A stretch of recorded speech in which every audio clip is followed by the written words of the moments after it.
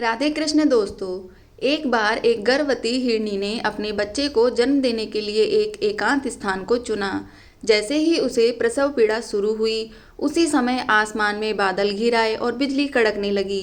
तभी उसकी दृष्टि अपनी दाईं ओर गई तो एक शिकारी उसकी ओर निशाना साधे खड़ा था। जैसे ही उसने बाईं ओर देखा, एक भूखा शेर उसका शिकार करने के लिए तत्पर था।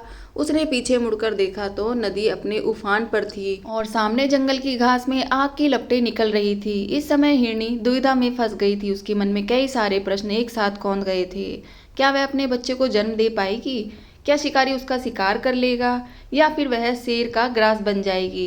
क्या जंगल की आग उसे जला देगी, या फिर कहीं उफनती नदी उसका काल तो नहीं बन जाएगी?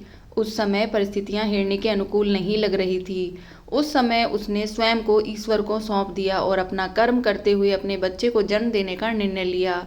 ईश्वर की कृपा से जैसे ही शिकारी ने उस पर निशाना साधा, उसी समय तेज बिजली कड़की, जिससे शिकारी की आंखें चौंधिया गई और उसका निशाना चूक गया और वह सामने खड़े शेर को लग गया, जिससे शेर वहां से भाग गया। तभी घनघोर बारिश आरंभ हो गई और सामने लगी जंगल की आग शांत हो गई।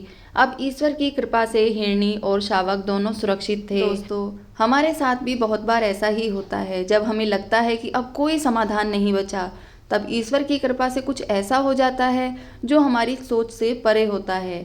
इसलिए ईश्वर पर विश्वास व्यक्ति में उम्मीद की किरण को जगाए रहता है, जिससे वह कठिन परिस्थितियों में भी आगे बढ़ने के लिए लगातार प्रयासरत रहता है। व्यक्ति ईश्वर पर विश्वास करते हुए अपना कर्म करता रहता है और नकारात्मकता उस पर हावी नहीं हो पाती, क्योंकि वह जानता है कि ईश्वर हर परिस्थिति में उसके साथ है। राधे कृष्ण दोस्तों, आपको इस कहानी से क्या सीख मिली? कमेंट में अपनी राय जरूर लिखें।